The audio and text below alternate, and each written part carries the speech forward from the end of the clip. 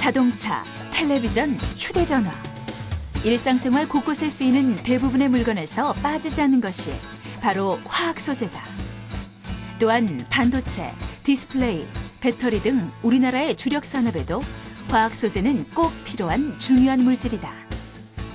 때문에 화학 소재의 중요성은 물론 화학 소재에 대한 연구 활동도 중요해지고 있다. 바로 이런 일을 도맡아 하고 있는 정부 출연 연구기관이 있다. 우리나라 화학산업의 경쟁력을 키우는 일에 앞장서고 있는 한국화학연구원. 화학기술의 국산화와 첨단 화학기술 개발을 이끌어온 한국화학연구원을 찾아간다.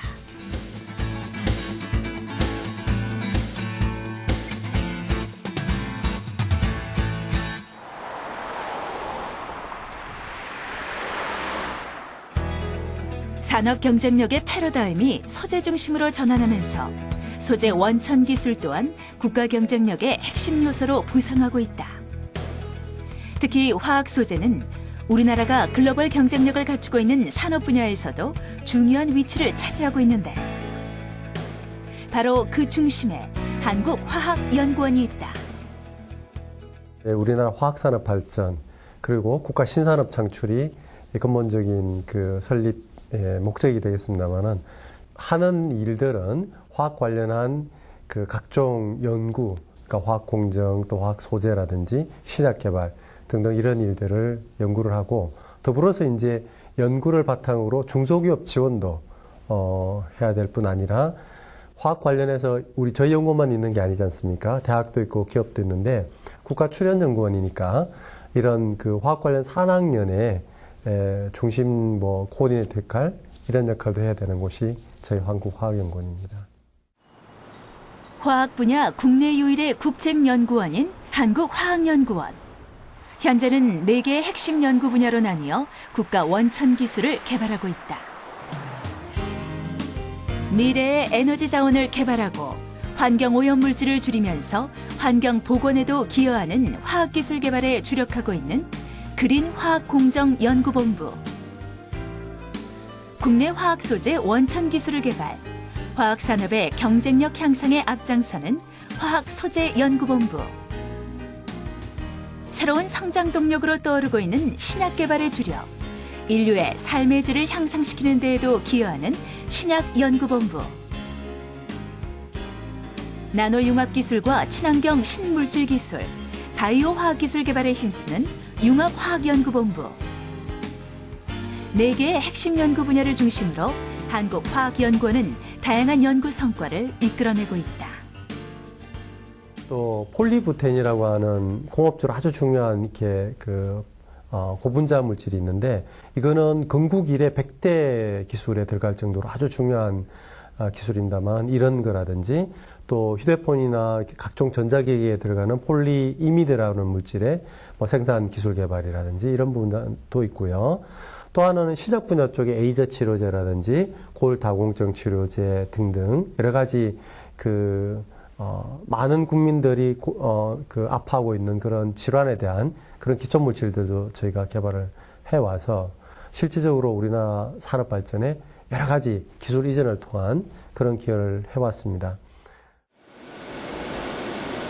한국화학연구원의 핵심 연구 분야 중 하나이기도 한 신약 개발에 있어 중요한 역할을 하는 곳이 있다. 국내 신약 개발의 중추기관으로 불리기도 하는 한국화합물은행이다.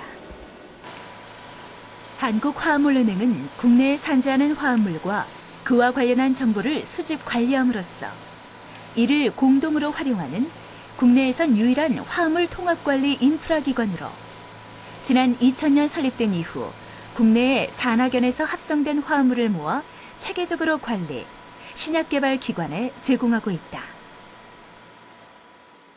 사실 여기 있는 것은 약으로 개발될 수 있는 가능성이 있는 화합물이지 약이라는 건 아닙니다.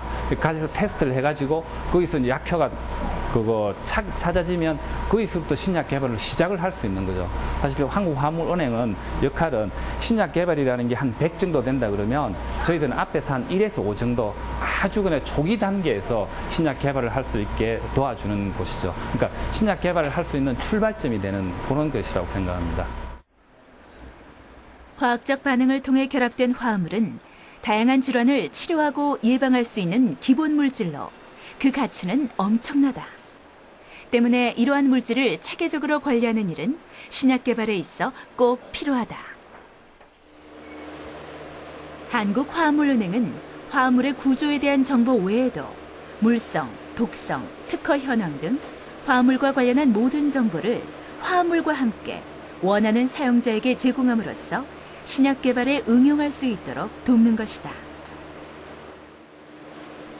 이곳은 수거한 원 화합물을 보관하는 화합물 저장고, 영하 5도씨를 유지하고 있다. 이곳에 보관된 화합물은 국내외 180여 개 기관으로부터 수거한 것으로 현재 26만여 종에 이르며 이를 경제적 가치로 환산하면 무려 400억 원에 달한다. 한편 실험용 용액의 경우 영하 20도씨의 저장고에서 보관된다. 이곳 역시 이중전원 시스템과 제습장치, 에어 커튼 등을 설치해 최적의 보관 환경을 유지하고 있다. 신약 개발은 질병의 원인이 되는 표적물에 영향을 주는 화합물을 찾는 것으로부터 시작된다. 바로 이런 점에서 이곳 한국화합물은행이 신약 개발 연구의 출발점이 될 수 있는데, 전자, 자동차, 석유 산업에 버금가는 선진국의 주력 산업이자 새로운 고용 창출을 통해 신성장 동력이 되어줄 신약 개발 사업. 한국화합물은행은 우리나라 신약 개발의 미래를 위해 어떤 계획을 세우고 있을까? 최근 2, 3년 사이에 제약회사에 그 라이센싱을 한 골다공 치료제라든지 비만 치료제, 그리고 또 항암제 같은 거 이런 쪽에 있어가지고 아주 활용이 많이 되고 있고요. 한 2021년까지 현재 한 26만 개 정도의 화합물이 있는데 일단 숫자를 한 2배 정도로 늘리려고 생각합니다. 한 50만 개 정도의 화합물을 갖다가 구축할 예정이고, 일단 그냥 화합물이 아니라 아주 독특한 저희들은 약물성이 있어야 되고 다양하고 이런 화합물들을 갖다 50만 개 정도를 갖다 구축할 예정이고. 한국화합물은행이 신약 개발을 위한 화합물질을 정보화하는 곳이라면 이곳 화학소재솔루션센터는 우리나라의 현재 주력 산업 중 하나인 반도체와 디스플레이, 휴대전화 등에 쓰이는 첨단 화학 소재의 정보화, 연구, 사업화 등을 위해 설립된 곳이다. 반도체나 휴대전화 등에 들어가는 기능성 필름을 만들기 위해서는 막대한 설비와 인력이 필요하다. 때문에 이를 제대로 갖춘 중소기업은 극히 드문 게 현실인데, 바로 여기에 화학소재솔루션센터가 제 역할을 하고 있는 것이다. 연구실에서 얻어진 소형 성과가 사업화로 이어지기 위해서는 많은 단계를 거치게 됩니다. 첫 번째로 기술 정보가 필요하고, 또 대량으로 제작하는 기술과 또 제작된 소재가 부품으로 만드는지 적합한지를 평가하는 기술들이 필요합니다. 저희 화학소재솔루션센터는 기업의 최신 정보를 제공하고 대량 합성 장치와 또 부품 만드는 고급 장비를 설비함으로써 기업들이 사업화하는 데 이바지하고 있습니다. 연구소나 기업, 대학 등의 연구실에서 연구 개발되고 있는 화학 소재의 사업화를 돕는 것이 이곳의 주된 역할. 가장 기본적인 업무는 화학 소재의 정보를 데이터베이스화하는 것이다. 국내외 플라스틱, 고무, 정밀화학 제품 등 5만 종 이상의 소재에 대한 특성 정보, 즉 물성, 배합, 스펙트럼, 기술 정보 등을 데이터베이스화하여 화학 소재의 연구 개발에 쓰일 수 있도록 하고 있다. 저희 데이터베이스가 적용되는 분야는 상당히 다양한데요. 일반 플라스틱 소재를 찾는 데도 쓸 수도 있고요. 아니면 여러 가지 제품을 개발하는 데 쓸 수도 있고요. 그리고 어떤 소재를 분석하는 데도 쓸 수가 있습니다. 그러한 소재에 대한 정보들은 저희 홈페이지에 오셔가지고 검색을 함으로써 얻어가실 수가 있습니다. 정보뿐만 아니라 설비에 있어서도 화학소재 연구 개발을 위한 지원을 아끼지 않는다. 기능성 코팅 공정이 이루어지는 1000제곱미터 규모의 클린룸.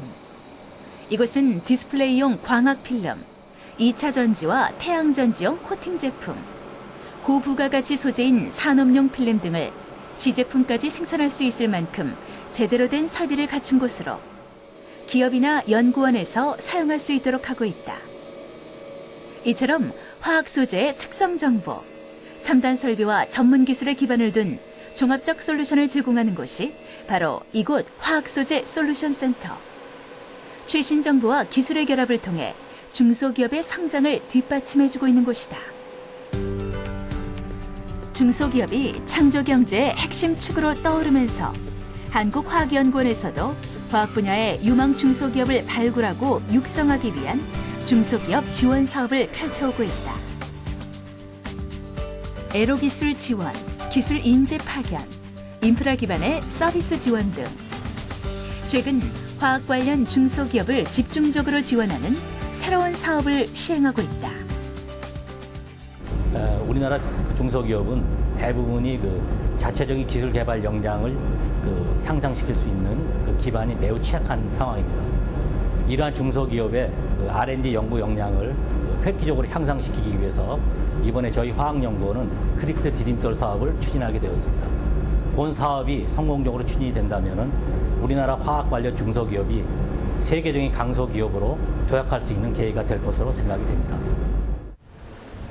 중소기업들의 부설연구소를 한국화학연구원 안에 직접 입주시켜 전면적 지원을 하는 것이 디딤돌 사업의 핵심. 부설연구소 입주기업 중 한 곳을 찾았다. 경기도 안산에 본사를 둔 온실가스 자원화 전문기업의 부설연구소. 온실가스를 이용한 디메틸 카보네이트 생산 기술의 상용화를 위해 지난해 이곳에 입주하게 됐다. 부설연구소 입주기업의 경우 한국화학연구원의 도움을 얻어 신기술 개발과 기술의 조기 상용화에 있어 집중적인 지원을 받게 되는데 이곳에 입주하면서 얻게 된 가장 큰 이점은 무엇일까? 가장 큰 이점은 바로 옆에서 도움을 받을 수 있다는 거죠. 뭔가 문제가 생겼거나 도움이 필요할 때 본사에서 바로 하면은 시간이 오래 걸릴 것도 여기 와서는 같은 연구소 안에 있기 때문에 바로 물어볼 수 있고 거기에 대해서 이제 개선해서 시간적인 절약이 아주 크고 시설 면에서도 여기는 실험을 위해서 실험을 위한 곳이기 때문에 아무래도 본사보다는 갖춰진 게 많기 때문에 그런 게 아주 좀 이점입니다. 이곳 기업이 상용화를 준비하고 있는 기술은 이산화탄소 전환 촉매 기술로 포집한 이산화탄소를 촉매를 활용해 일산화탄소로 전환한 뒤 자동차와 휴대폰에 주로 사용되는 폴리카보네이트 합성 수지의 원료인 디메틸 카보네이트로 전환해 재사용할 수 있도록 해주는 기술이다. 이 기술은 한국화학연구원의 장태선 박사팀이 개발한 원천 기술로 장태선 박사는 이 기술에 대한 전담 멘토로 도움을 주고 있다. 저희가 연구하는 분야는 이제 온실가스 중에서 이산화탄소를 이용을 해서 석유로부터 오는 그런 화학 제품을 대체할 수 있는, 즉 그러니까 이산화탄소를 원료로 사용을 해서 녹색 제품을 만들 수 있는 그런 기술을 갖고 있습니다. 이런 기술을 부흥산업사에 이전을 해서 부흥산업사가 그 제품 시장에 빠른 시간 내에 들어갈 수 있게끔 저희가 협조를 하고 있습니다. 한국화학연구원의 연구 인력과 첨단 연구 인프라, 전담 멘토의 도움까지 이전 받은 기술의 상용화에 박차를 가하고 있는 이곳. 한국화학연구원 디딤돌 사업에 의미 있는 첫 성과물이 되기를 바란다.